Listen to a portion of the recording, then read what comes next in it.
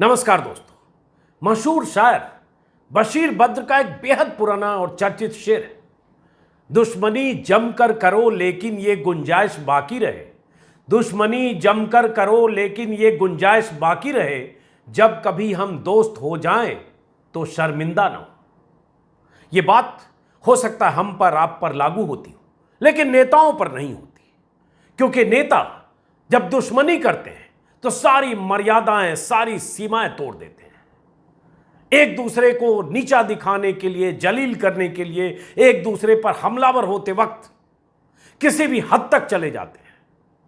लेकिन जब दोस्ती करते हैं, दुश्मनी भुलाकर एक पाले में आते हैं, एक मंच पर आते हैं, तो ऐसा लगता है मेले में बिछड़े दो भाई मिल रहे हो, या ऐसा लगता है जैसे उनके बीच कभी दुश्मनी न रही हो। ऐसा ही हुआ है गुजरात में। आज एक मंच पर बीजेपी के नेताओं के साथ हार्दिक पटेल न सिर्फ दिखे, भगवा रंग में दिखे, भगवा साफे में दिखे, और साथ में बीजेपी में शामिल होते दिखे।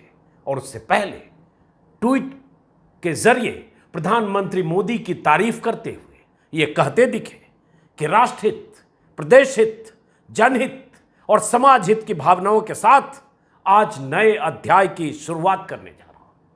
यह वही हार्दिक पटेल है जो बीते 6 सालों से प्रधानमंत्री मोदी के लिए गृह मंत्री और बीजेपी के अध्यक्ष रह चुके अमित शाह के लिए न जाने कैसे कैसे शब्दों का इस्तेमाल करते रहे।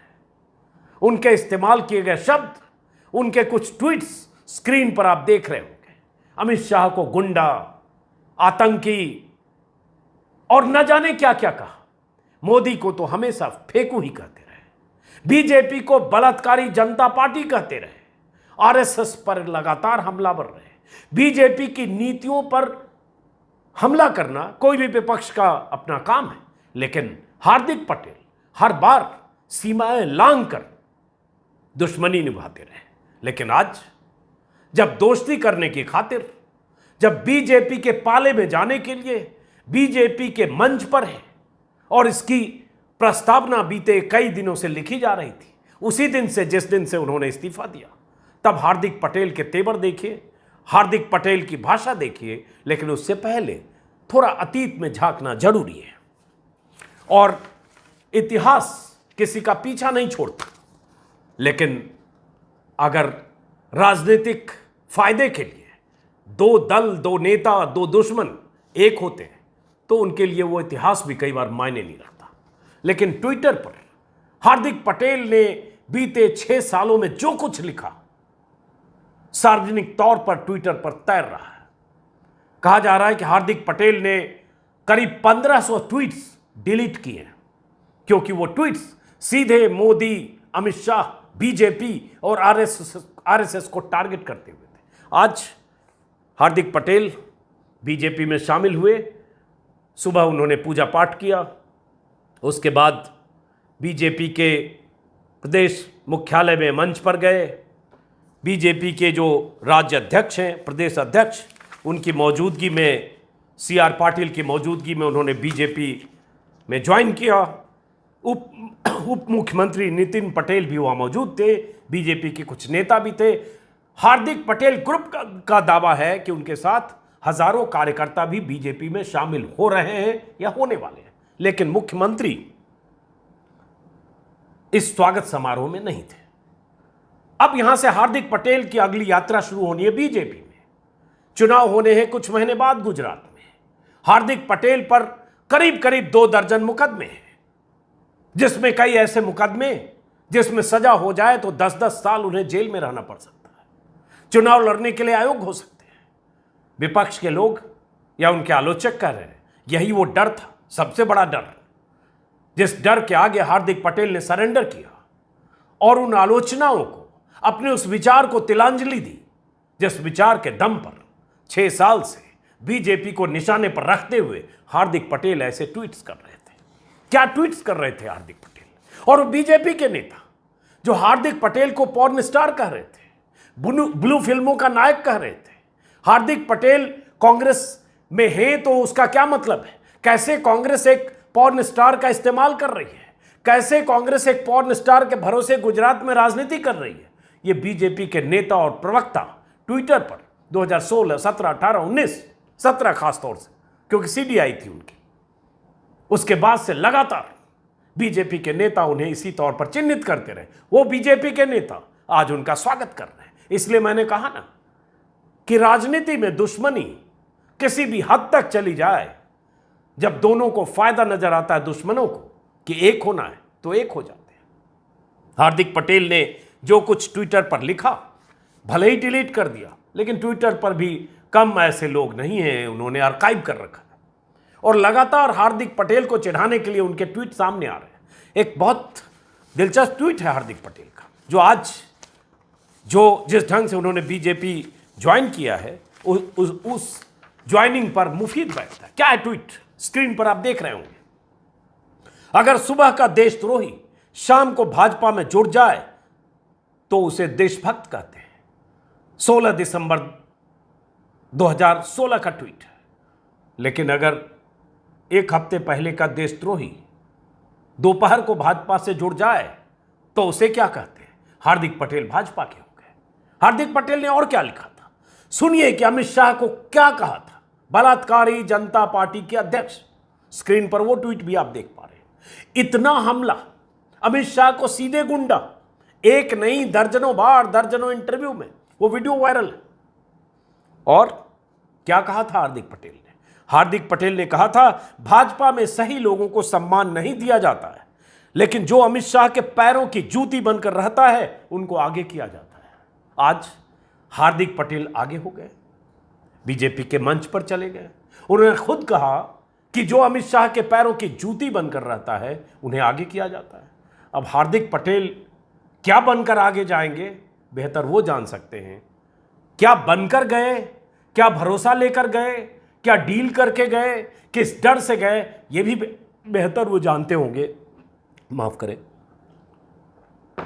लेकिन उनके तेवर, एक युवा नेता का तेवर जो पाटीदार आंदोलन के गर्भ से निकला, लाखों की भीड़ के दम पर गुजरात में पूरी हनक के साथ अपनी अहमियत जिसने बनाई, बहुत कम वक्त में देश भर में जिसे लोगों ने जाना, बहुत कम उम्र में जो कांग्रेस के वर्किंग प्रेसिडेंट बने, लेकिन उनकी शिकायत रही कि जो उन्हें चाहिए, जो अधिकार चाहिए, उनकी बात सुनी जानी चाहिए। पार्टी हाईकमान ने उनकी बात नहीं सुनी और कई तरह के आरोप उन्होंने कांग्रेस पर भी लगाए और इस्तीफा दे दिया। लेकिन कांग्रेस पर आरोप तो अभी लगाए। 6 साल से जो बीजेपी को लानतें भेज रहा हो, आरएसएस की नीतियों को लेकर लगातार सवाल खड़े कर रहा हो, सब कुछ भूल कर आज सुबह ट्वीट करता है। राष्ट्रहित, प्रदेश हित, जनहित और समाज हित में भावनाओं के साथ आज नए अध्याय का प्रारंभ करने जा रहा हूं। भारत के यशस्वी प्रधानमंत्री नरेंद्र भाई मोदी के नेतृत्व में चल रहे राष्ट्र सेवा के भगीरथ कार्य में छोटा सा सिपाही बनकर काम करूंगा। जिनको आज वो यशस्वी प्रधानमंत्री के नेतृत्व में राष्ट्र सेवा के भगीरथ प्रयास में छोटा सिपाही बनकर काम करने की बात कर रहे हैं, उसी मोदी को, उन्हीं प्रधानमंत्री को बार बार फेंकू, यहां तक कि उनकी पत्नी को लेकर भी तंज किया था। एक कविता तक लिखी थी जिसका जिक्र मैंने पिछले वीडियो में किया था। और जब दल बदल कोई करता था तो उनका एक ट्वीट है चर्चित, हाल का, बहुत ज़्यादा दिन नहीं हुए, 2020 के मार्च का। हालांकि ट्वीट तो उन्होंने 2021 के आखिरी महीने तक किया है, जिसमें उन्होंने किया, जनता द्वारा चुने गए प्रतिनिधि जनता से द्रोह कर अपने स्वार्थ के लिए पार्टी बदलते हैं, तब ऐसे स्वार्थी नेताओं को चौराहे पर खड़ा कर चप्पलों से पीटना चाहिए। अभी ये जनता द्वारा चुने तो नहीं गए, न लोकसभा न विधानसभा के सदस्य हैं, लेकिन फिर भी हार्दिक ने दल बदल करने वालों पर तंज करते हुए कहा कि ऐसे नेताओं को चौराहे पर खड़ा करके चप्पलों से पीटा जाना चाहिए। खुद का मैं भरोसा करता हूं कि ऐसी अपेक्षा जनता से वो नहीं रखते होंगे और न जनता ऐसा किसी नेता के साथ करती है, क्योंकि दल बदल कोई नई बात नहीं है। जब से आज़ाद भारत में पार्टियां हैं, सरकारें हैं, तब से दल बदल होता रहा है। कांग्रेस दल बदल के उस्ताद रही है, एक से एक दल बदलू लोगों का इतिहास रहा है देश में। आया राम गया राम, पूरी की पूरी सरकार लेकर भजन लाल जैसे नेता दल बदल करते रहे, कोई नई बात नहीं है। वक्त की ज़रूरत भी होती है, कई बार मजबूरी भी होती है, कुछ तो मजबूरियां रही होंगी, यूं ही कोई बेवफा नहीं होता। कुछ मजबूरी होगी हार्दिक पटेल की, और सबसे बड़ी मजबूरी लोग कह रहे हैं मुकदमे का डर है, जेल जाने का डर है। एक मामले में उन्हें सजा हो गई थी, राजद्रोह के 2 मुकदमे उन पर चल रहे हैं और कई तरह के मुकदमे। हालांकि ये भी जानकारी है कि अब उन पर से मुकदमे वापस लेने की प्रक्रिया को सरकार शुरू करने वाली है। 1-2 मुकदमों के लिए अर्जियां भी कोर्ट में लग चुकी है, तो वहां से अब उन्हें वो मुकदमों के डर से मुक्ति मिलेगी और उन्हें लग रहा है कि कांग्रेस का कोई भविष्य नहीं है। बीजेपी में आकर मोदी और शाह की छत्र छाया में पलने बढ़ने का वो मौका उन्हें मिलेगा जो उनके मुताबिक, ऐसा उन्हें लगता है, कि कांग्रेस में नहीं मिला। इसलिए छोटा सिपाही जिसका जिक्र उन्होंने ट्विटर पर किया। लेकिन यह कहना कि बीजेपी में सही लोगों को सम्मान नहीं दिया जाता है, जो अमित शाह के पैरों की जूती बनकर रहता है, उनको आगे किया जाता है। हार्दिक पटेल का स्वागत अमित शाह और मोदी ने अभी तक नहीं किया है। अगर कोई गोपनीय मुलाकात हुई होगी, मुझे इसकी जानकारी नहीं है। लेकिन इतने हमले के बाद बीजेपी ने हार्दिक पटेल को शामिल किया। बीजेपी कितनी उदार है, सभी दुश्मनों को गले लगाने को तैयार हो जाती है अगर उसे चुनाव में लगता है कि इससे कुछ भी फायदा है, थोड़ा भी फायदा है। साम दाम दंड भेद, ये मुहावरे और ये लोकोक्तियां बीजेपी के लिए पुरानी हो गई हैं। इससे बहुत आगे जा चुकी है बीजेपी। नहीं जा चुकी होती तो मोदी को 100 बार फेंकू कहने वाला, अमित शाह को बलात्कारी जनता पार्टी का अध्यक्ष कहने वाला, अमित शाह को गुंडा कहने वाला और इस तरह के बयान देने वाला आज बीजेपी के मंच पर इतने धूमधाम से शामिल न होता। हालांकि मुख्यमंत्री का ना होना, हो सकता है आगे या पहले पीछे उनकी मुलाकात हो। बहुत सारे ट्वीट्स है, स्क्रीन पर कुछ ट्वीट्स लगा रहा हूं जिसका जिक्र मैंने पिछले वीडियो में भी किया था, जो अमित शाह को लेकर खास तौर से वो लिखते रहे, जिसमें महिलाओं की जासूसी करने वाले अमित शाह, भ्रष्टाचार को खत्म करने के वादे को जुमला बताने वाले अमित शाह, युवाओं पर गोली चलाकर जनरल डायर बनने वाले अमित शाह, जनरल डायर तक अमित शाह को कहा। और न हिंदू खतरे में है, न मुसलमान खतरे में है, सच यह है कि भाजपा की दुकान खतरे में है। आरएसएस को लेकर लगातार हार्दिक पटेल बहुत हमलावर रहे, आरएसएस की नीतियों को लेकर, बीजेपी की नीतियों को लेकर और सर वल्लभ भाई पटेल के इस्तेमाल को लेकर। हार्दिक पटेल अपनी सभाओं में, अपनी रैलियों में बीजेपी के हिंदुत्व को लेकर लगातार वो हमलावर रहे। यहाँ तक कि लिखते रहे थे वो, एक पुराना ट्वीट है, क्या हिंदुओं ने बीजेपी को इसलिए वोट दिया था ताकि बीजेपी की सरकार बन जाए तो बहन बेटियों के साथ दुर्व्यवहार हो। आज देश में बीजेपी शासित राज्य में महिलाओं के साथ के लिए नर्क समान हो गए। भाजपा के राज में जागो हिंदू जागो। तो हिंदुओं का हिमायती बनते हुए, कई बार खुद को असली हिंदू बताते हुए भी हार्दिक पटेल ऐसे ट्वीट करते रहे। उनके ट्वीट का पूरा पुलिंदा मेरे पास है जो प्रिंट आउट है, और ये ट्वीट्स हार्दिक पटेल ने अपने ट्विटर हैंडल से डिलीट कर दिया।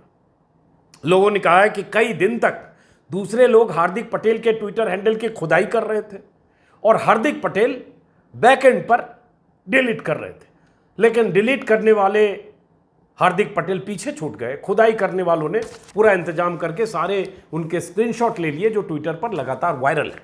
बहरहाल अब यहाँ से आगे की राजनीति, गुजरात में चुनाव, और मैंने पहले भी बोला था कि गुजरात का चुनाव बीजेपी के लिए बहुत मायने रखता है। 182 सीटों वाली असेंबली में बीजेपी को पिछली बार को झटका लगा, सरकार तो बन गई लेकिन 99 के फेर में बीजेपी पड़ी। इस बार बीजेपी मुकम्मल ढंग से 110 115 तक पहुंचना चाहती है और बीजेपी को लगता है 70-75 वो सीटें जो पटेल बहुल इलाके हैं जहां बीजेपी को कामयाबी मिलती रही है, जहां झटका लगा था पिछले चुनाव में, उस झटके से बीजेपी उभरना चाहती है और छोटे छोटे छेद भी कहीं हैं तो उसको रफू करना चाहती है। लेकिन क्या हार्दिक पटेल बीजेपी में वो सम्मान और वो हैसियत पा सकेंगे जिस उम्मीद से उन्होंने कांग्रेस का हाथ छोड़ा है? छोटा सिपाही लिख देना, लेकिन क्या वो वाकई इतने छोटे सिपाही बनकर रह पाएंगे? क्या चाहते हैं हार्दिक पटेल? कहा जा रहा है कि असेंबली का चुनाव लड़ेंगे और महत्वाकांक्षी हैं तो चुनाव लड़ेंगे।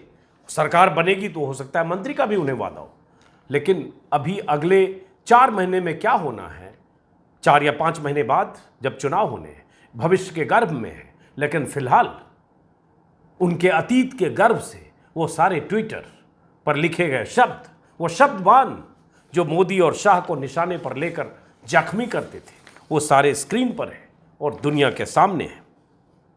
हार्दिक पटेल पर अभी जो मुकदमे हैं, कई मुकदमों में उनके लिए बहुत मुश्किल का सामना करना पड़ रहा था उन्हें।